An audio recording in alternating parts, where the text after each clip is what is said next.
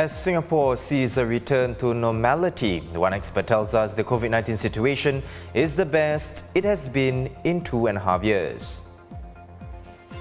A probe is underway after Shanghai nursing home resident was wrongly sent to the morgue while still alive. And the European Union announces a plan to ban all Russian oil from Europe.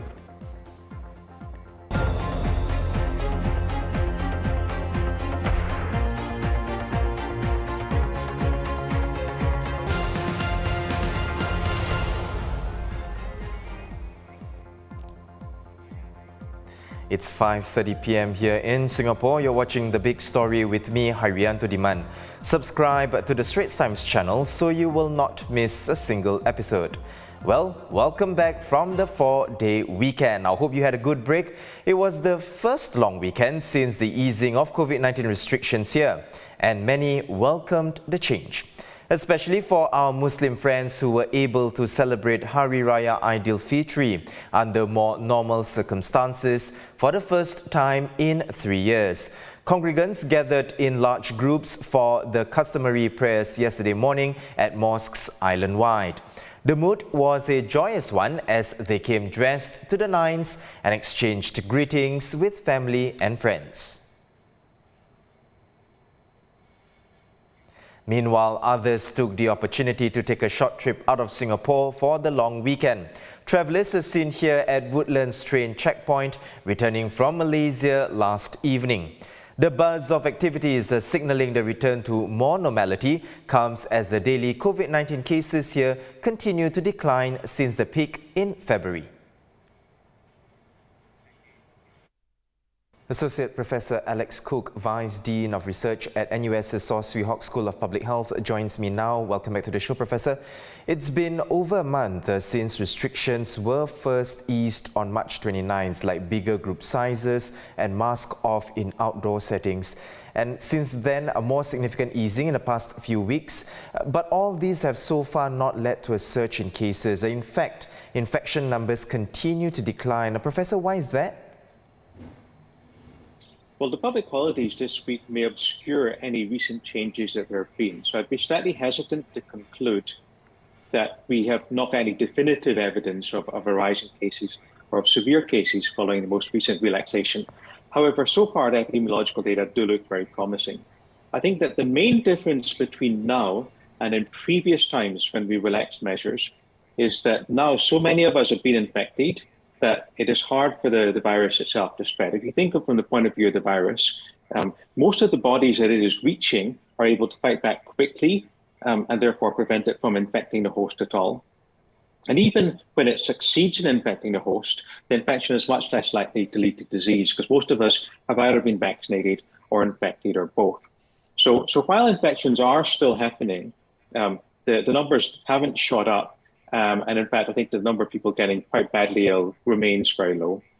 You're right, Professor. Hospitalizations, ICU figures and deaths are also down or have remained low. What do you make of our current COVID-19 situation then? Where are we now in our fight against the pandemic? Well, in my view, Singapore's COVID situation just now is at the best it has been since December 2019. There's a large amount of immunity in the population, that's number one. Two, the circulating virus itself is relatively mild, even though it's very transmissible. And three, the burden of the remaining measures that are in place on the community is much lighter for most of us.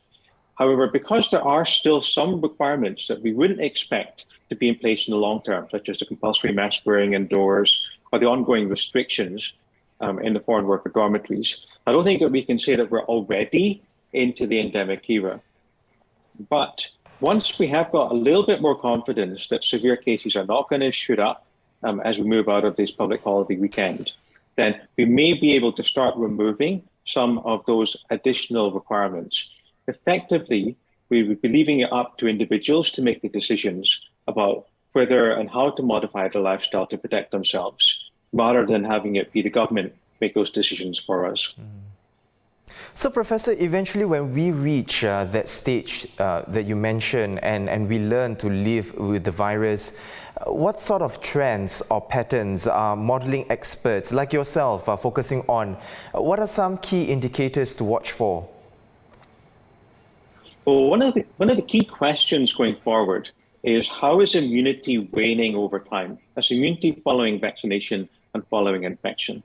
How different is it going to be for immunity for severe disease versus immunity for mild infections?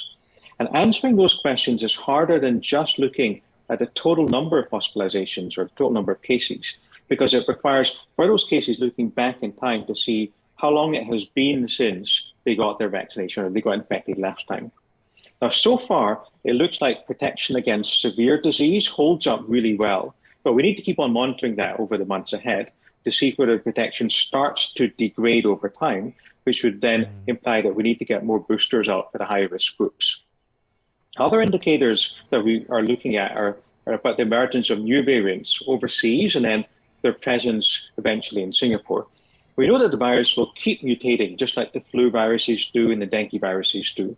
And most of those mutations are not going to lead to much of an impact, but some of them will. There's a risk that a variant will emerge that is able to replace the current Omicron variant. For that to happen, for it to replace Omicron, we need to have an advantage over it. Either it needs to be more transmissible, or it needs to have sufficiently different from Omicron that it can escape the immunity that we've built up over the last Omicron wave in the population.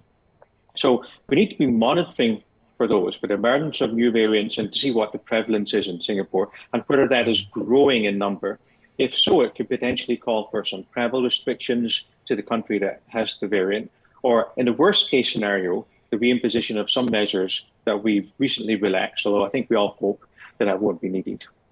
More broadly, we do need to keep monitoring the global and the local situation to see overall where we stand epidemiologically. I think that it goes without saying that we will see waves of COVID in the future. I'd be so surprised if we don't.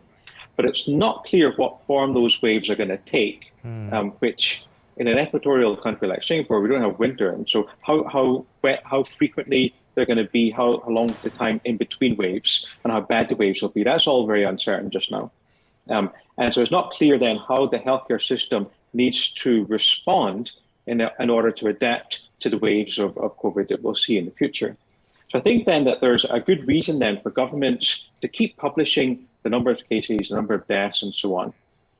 Even though I really hope that the data that they are publishing is going to be more for the eggheads, such as myself, and that they won't be newsworthy enough to make the front pages.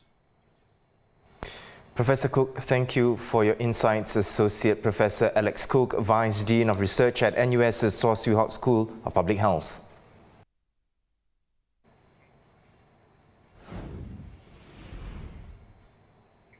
In other local news, Singapore Airlines pilots will gradually see their basic salaries restored to pre-COVID-19 levels by January next year. That's after the airline signed a new agreement with its pilots' union, ALPA-S. But for senior management, salary reductions of up to 25% will continue to remain in effect. In-person trials and interviews will resume for this year's direct school admission scheme in line with the relaxation of COVID-19 rules. Applications open from 11 a.m. tomorrow until 3 p.m. on June 1st.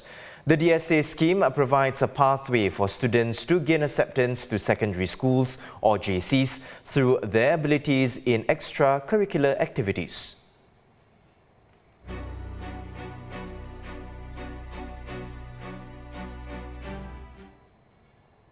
Elsewhere in the region, Hong Kong will accelerate its reopening from tomorrow as COVID-19 cases continue to fall. As part of the city's latest plans, residents will no longer have to wear masks while exercising outdoors. Restaurants can allow 8 to eat together, up from 4 previously.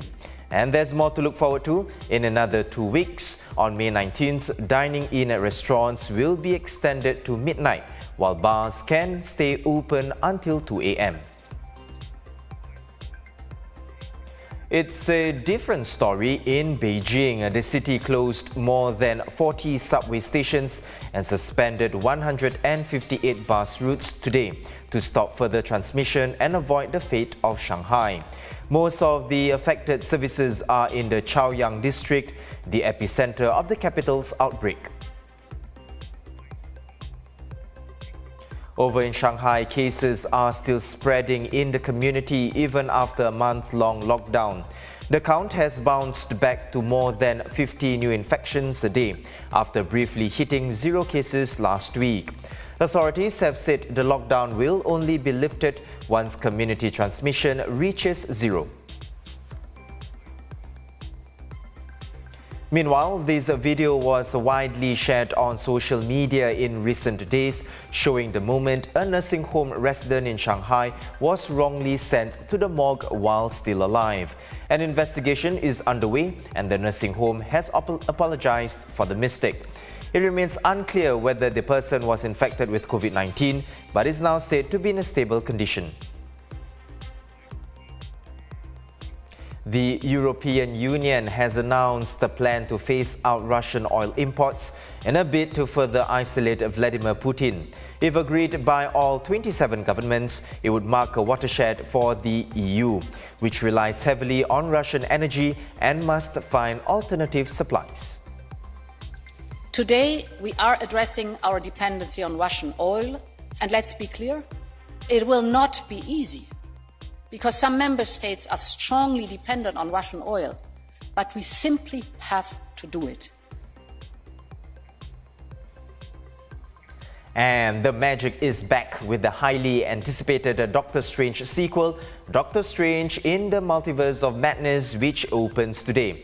Strange, played by British actor Benedict Cumberbatch, travels across alternate universes to battle a mysterious adversary. Along the way, he meets versions of himself that exist in other universes, each with his own set of morals and motivations. Well, ST's film correspondent John Wheel rates it 4 stars, so you may not want to miss it.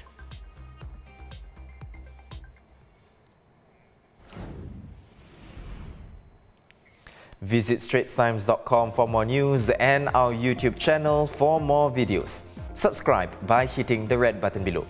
I'm Haryanto Diman and we is wishing all our Muslim viewers Selamat Hari Raya Aidilfitri. See you tomorrow.